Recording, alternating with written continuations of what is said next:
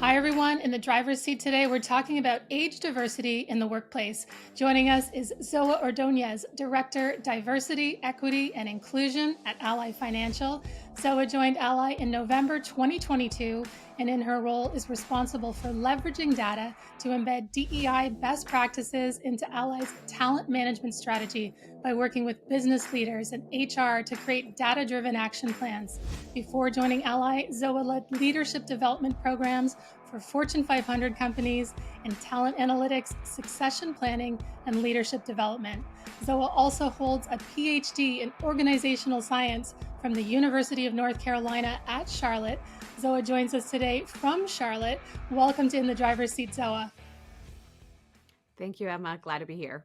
It's great to have you here. So, Zoa, we know Ally is a huge advocate for diversity, but one factor that can be overlooked in the workplace is age related diversity, generational diversity. Why is it important to understand generational differences? Great question, Emma. At Ally, we'd like to champion for different dimensions of diversity, and generational diversity, generational differences are no exception. From a strategic standpoint, we know that it's important to have a healthy talent pipeline that will help us deliver our business results. So, if we were to have employees all of the same age, we know that at some point we wouldn't have the talent to be able to deliver on our business strategy. So that's one of the reasons why generational diversity is really important to us. But from another standpoint, we know that just general diversity, diversity in our teams, including multi-generation having a multi-generation workforce, it's critical to bring in different skill sets and experiences, outlooks in life to help us drive better services and products, better innovation and collaboration among our teammates and for our customers. So two great reasons why we invest in generational diversity. Zoa, we're hearing about the five generation workforce, with there being five generations all working together for the first time ever. How does that play out in the workplace with so many different generations and age groups? Great question. So here at Ally, we are also seeing five generations coming into the workplace. And I like this question because a lot of times what we hear about people from different backgrounds, having different work styles and preferences coming together is that conflict arises. And yes, it can arise, but we want to flip the script and make sure that we're thinking about um, generational differences, not necessarily being a problem to solve, but um, opportunities to maximize. So, some of the conflicts that we tend to hear about are one, communication styles. So, misunderstanding because of communication styles and work approaches. So, communication styles, for example, some of the older generations are preferring face to face communication, whereas others are preferring digital channels like email, text messages, and instant messaging. And we're even hearing that punctuation might be playing a part in that as well. So, one of the things that we'd like to recommend is ensuring that people just initiate the style conversation. What are your preferences? How do you prefer to communicate? How the level of detail in which you like to receive information, etc. So that way you're set up for success.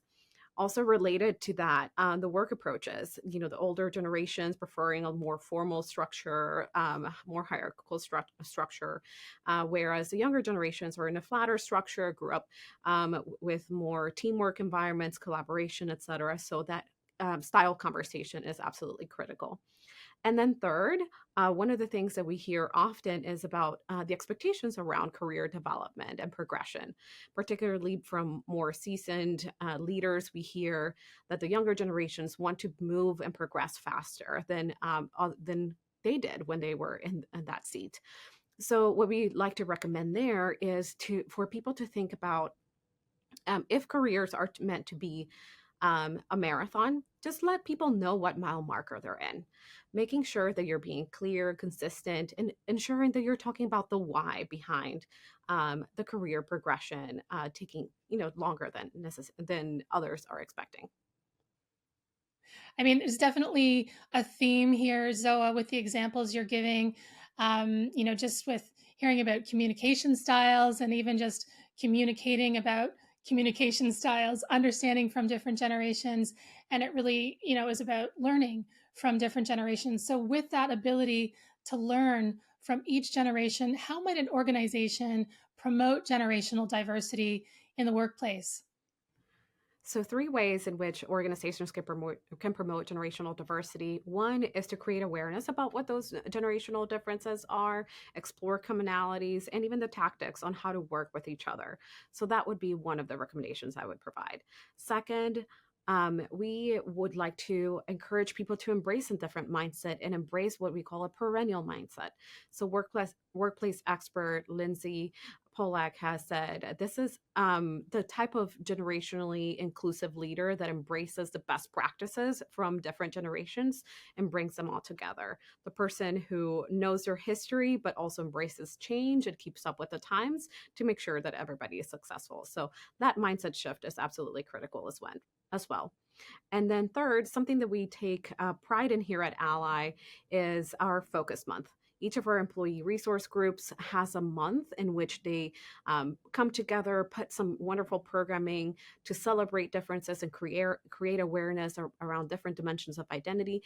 And our generational allies in August put some wonderful programming together. They hosted sessions to help people understand generational differences, conflict, leadership, best practices, etc., as well as providing some content that is relevant to their membership. So, having financial wellness webinars that were tailored to different life stages for our employees. So, those are some of the things that I would recommend for organizations to embrace. Those are some amazing examples of how to promote generational diversity in the workplace. I especially love that term perennial. In a way, it sounds like, we're almost talking about the culture of an organization. And the question being, how do you bring five generations together to understand each other and work towards a common goal? And it sounds like that's part of even, that August festivity that you've got at Ally. I want to ask you one last question, Zoa. When you're fostering a multi generational workforce, what is the measurable impact of embracing age diversity? And you've touched on it really throughout this interview. Yes, absolutely. So definitely making sure that everybody feels valued regardless of their age or their generation is critical to making sure that people feel seen, they feel heard, that they feel engaged in their jobs. And that in turn converts to commitment to the organization, to loyalty and even performance. So that is one tangible way in which we can do that. But connecting it back to the business results, we know that it's important that our workforce reflects the communities and clients where we serve. So it's important to also think about that, and that will translate to better services, products, et cetera, for our clients. So two great ways in which we can measure the impacts of having a generationally diverse workforce. So I remember you mentioned this focus on the multiple dimensions of diversity earlier in our discussion. And I think, it just shows how much Ally is paying attention to age diversity. And it's really encouraging.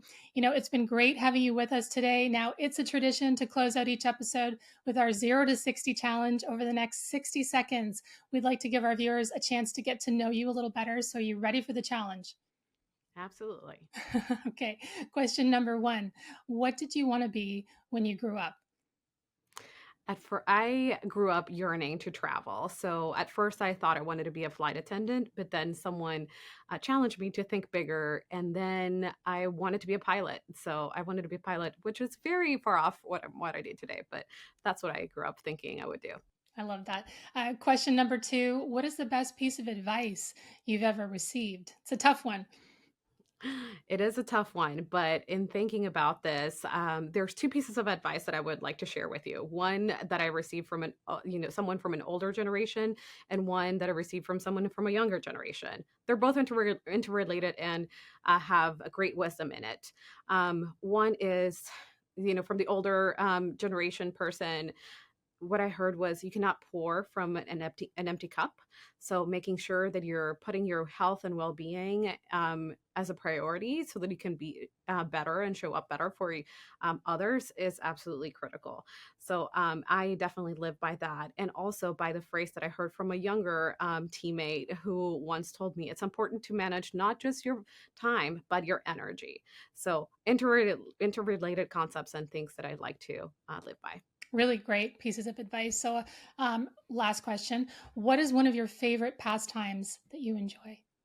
Yeah, so another theme here, I love traveling.